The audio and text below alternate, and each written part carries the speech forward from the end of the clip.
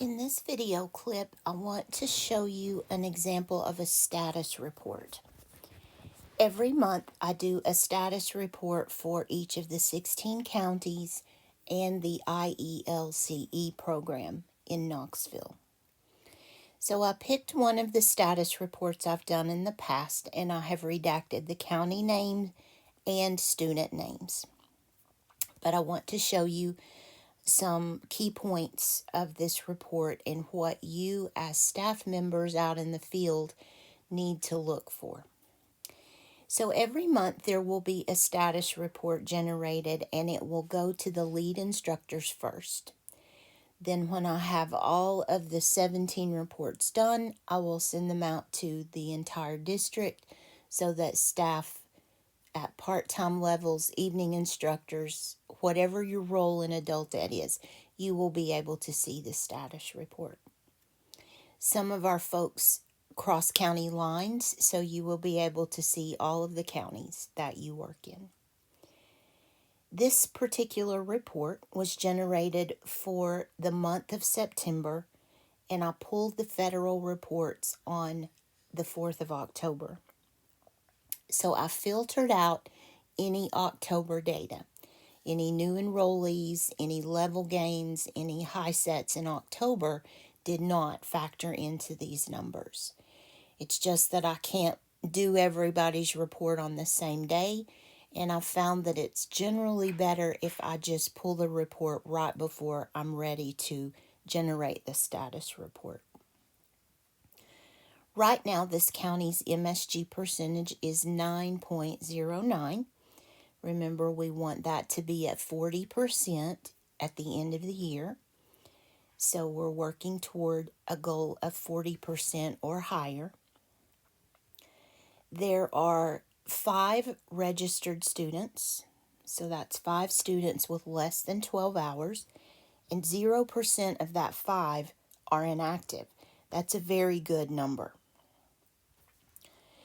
There are 33 enrolled students, so the students with 12 hours or more total up to 33. 39% of that number of students are inactive. That is a high percentage. 13 of the students are inactive. So we need to work on this metric as a district. The 39% is high, but it is not unusual. That's pretty common across the district. So the lower that percentage is, the better. Students who moved from registered to enrolled, students who moved from less than 12 hours to 12 hours or more, there were 11 this month, and that is an exceptionally good number for this size county. That's a third of this county's enrollment that came in this month, and that's very, very good. Inactive students, they need follow-up immediately. Of the registered, there are 0, and of the enrolled, there are 13. Exited students, we had 1 who exited with a high school diploma. That's a positive exit. And 3 who exited without meeting the goals. So a total of 4 exits. 2 students have no EFL level. Remember, EFL is educational functioning level, and that's synonymous with the baseline NRS level. Those are audit findings. So if the state office chooses to run the report at the same time I did, and they find those 2 errors, those are 2 audit hits for us. Students who need to post-test, there are a total of 2. One of them is in that 40 to 60 hours range. One of them has reached 60 hours or has more than 60 hours. That person is the audit finding. Once they reach 60, it's an audit finding. 70 hours for ESL. High sets this month that are showing on Federal Table 4. There are 0 for September. There are 3 for the school year. Educational functioning level gains, those are post-test gains on TABE or CASAS. There are 0 gains for this year, but I do know that this county has tested one person. That person did not get a gain, but that does not show on this particular area. It does show in other places, but not right here. Credentials other than a HiSET, there are none for this month. I'm only seeing HiSETs on Federal Table 5. And I always break down the numbers of students by NRS levels, so you can see at a quick glance where the biggest chunk of your students are. They're consistently going to be right here. The NRS 2 to 3 will be the highest level for adult ed. Okay, on the second page, I will list the diplomas from Federal Table 4, the level gains from Table 4B, and the credentials from Federal Table 5. This particular county had none of those this month, and that's why there are no names there. You are seeing the exits for the month in this orange section. There's a positive side on the left that one student exited with a diploma. And then on the right, there are 3 students as negative exits. And I want to call your attention to these numbers that you're seeing. Those are the numbers of hours each student had accrued in the program, total hours. If you know why a student exited negatively, please put a case note in to explain, especially if there's a special circumstance. I had a student once that was gravely ill. She was still studying remotely, but she eventually passed away, unfortunately. So her exit from our program, of course, would be a negative exit. I went in and case noted that to explain the situation. Other situations would be moving to another state. Some students get a job and they can't continue with classes. So those would all be things that you would want to case note. Okay, on the next page, you are seeing enrollments. These are students that reach their 12 hours for this month. Again, this county had 11 of those, which is excellent. And I have redacted the names, but that number is still excellent. In the blue area, you are seeing the names of the students that you may have with no EFL. You need to enter pre-test scores or a case note as soon as possible. And then on this status report, I need you to describe the action you have taken with these students. So for example, on this first one, remember I pulled this report on the 4th of October. So let's suppose that on the 5th of October, this student finished her test and you entered those into Jobs for TN. So you could say finish the test on October the 5th. That will take care of the EFL error. Let's suppose the second student is not returning, and you know that. So just make a note for me. Maybe this student moved out of state. Okay. So just make a note of that. Put a case note in the Jobs for TN file. Put a note on the contact sheet in the student's hard copy file. And that's all you can do. But at least when the state looks at this audit finding, they're going to see why it occurred or what we did to remediate the issue. On the post-test, again, 44 hours is since the last test. 60 hours is since the last test. The 60 is the audit finding. But both of these students need a post-test. So again, just tell me what action you have taken. Post-test done on 10/5/21, just an example. On this other person, you maybe can't reach them to get them to come in. Called to schedule a post-test.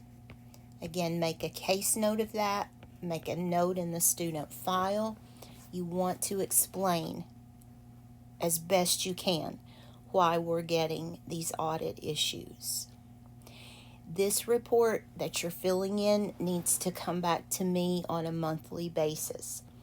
And your lead instructor may do that. That lead instructor may have the parapro do that.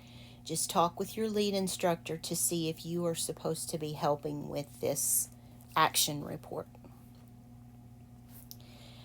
Okay, inactive students. In my humble opinion, this is the most important sheet in this handout, in this report.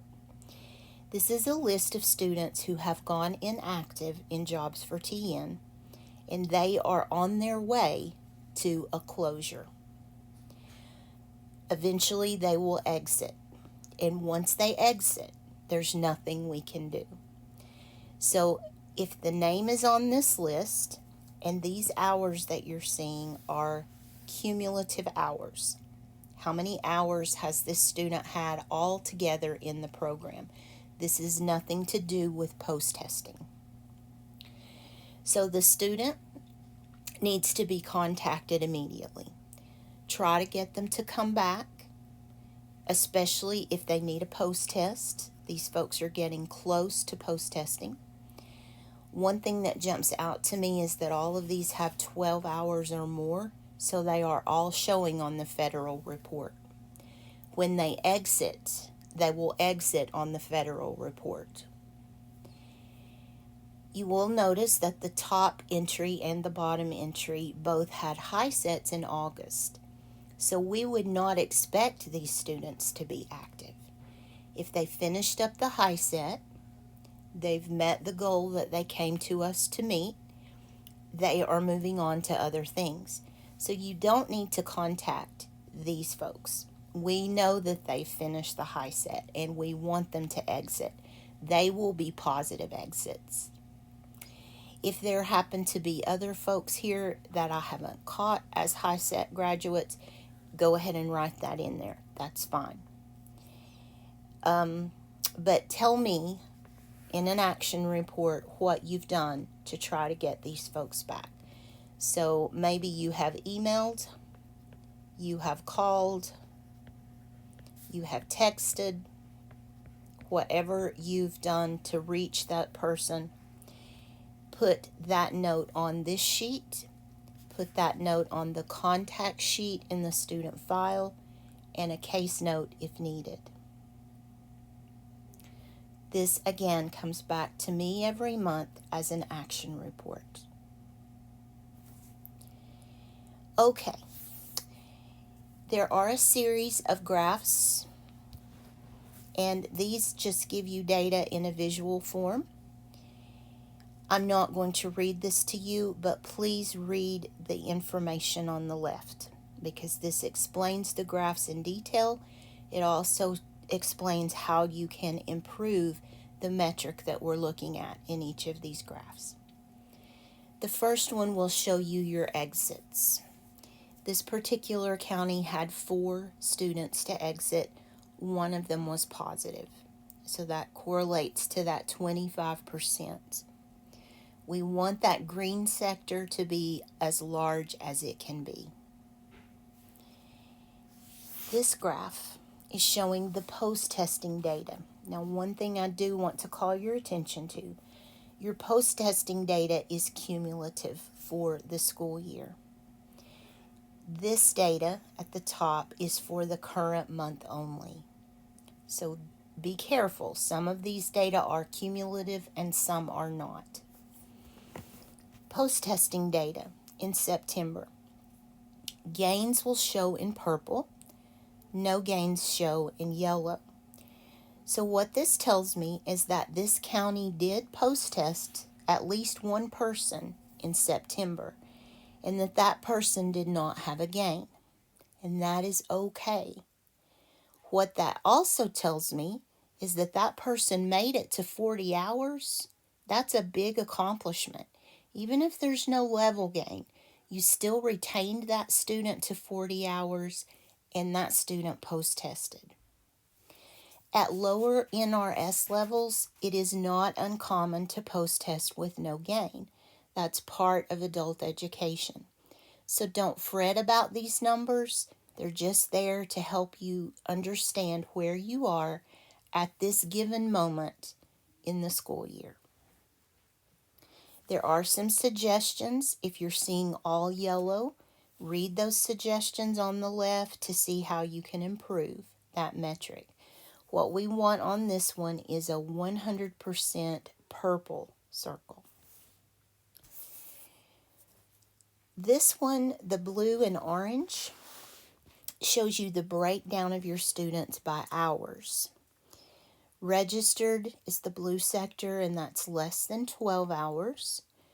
Orange has 12 plus hours. Those are enrolled students. We always want to see two colors on this graph.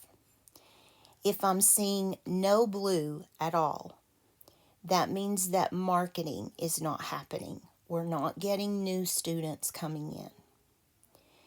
If I'm seeing no orange at all, that means that we're seeing lots of new students coming in, but none of them are making it to 12 hours. We want a nice mixture of these colors. Again, read the suggestions for improving this metric if you need to.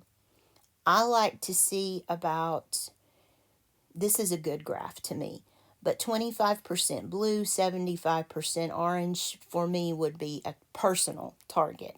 That is not a state target. There is no state benchmark for this one. It's just for you to keep an eye on what's going on in your county. This chart is showing you the number of students by level. This particular county does not have any ESL students, and that's okay. Some programs don't. So you're looking at AE students only. And look at the biggest sector. Over half of this county's students are AE2.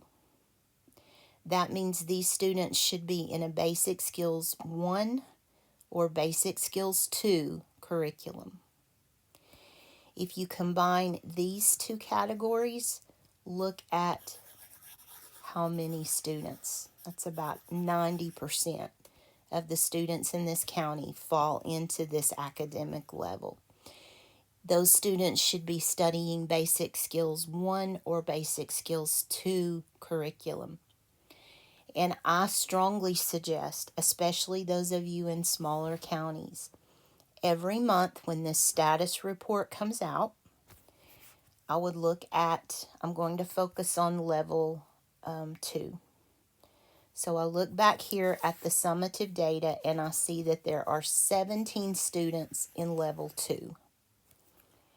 I would come back to this chart.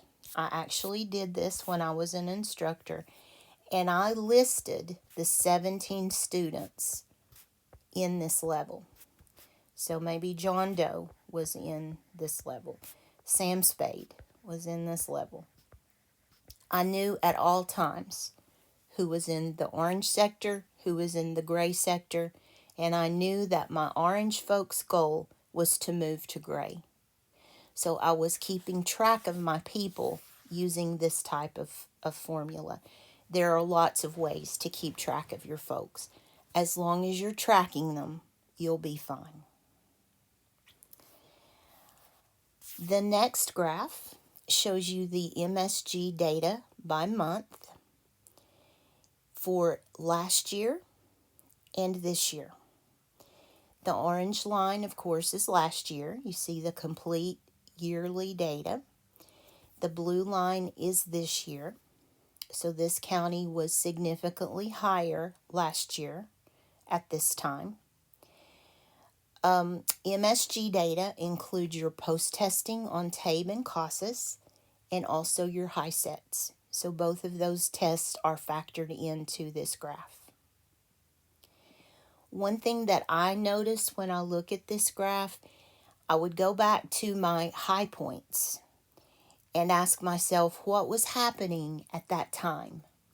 For example, what was going on last year in November in this county, or last year in April? What were we doing differently at those times than we're doing now? Remember, we want this to be at 40% for the year. So if you highlight the 40% mark, let me do that with an actual highlighter, you can see that it runs right through there. So we want to get to that 40% mark or higher for our yearly total. So at the end of the year in June, I want to see that line above that 40. At the bottom of this graph, I'm showing you the diplomas by month.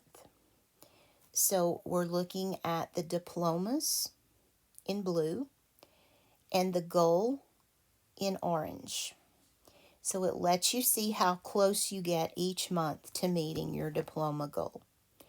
I will tell you that I have never seen this happen so that the blue lines equal the orange lines every month. It just doesn't happen. So don't feel bad if you're not getting that full goal every month. It's very, very hard to do. Some months you're going to exceed the goal. You may have 7 diplomas when your goal is 6. Those months happen too. Again, this is just for you to keep an eye on your current situation. This table shows you the HiSETs for the year, and I've color-coded this by quarter. So this county had 3 HiSETs for quarter 1. I need you, as staff out in the field, to compare this chart to your own records every month. If you have people listed on your HiSET totals that I don't have, please let me know, because we need to find those people in the Jobs for TN system and make sure that you're getting credit for them. This chart looks very similar, but this is your EFL gains for the year. These come from post-tests on TABE and CASAS. So these people would be only post-test gains. And this particular county has not had any gains yet for the year.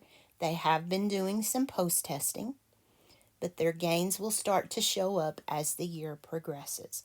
These students that appear on this chart would have to have at least 40 hours of instruction. And finally, the very last page is the notes page. And I'm asking you, I'm begging you to please read this page, because anything that I've noted that needs attention will be here.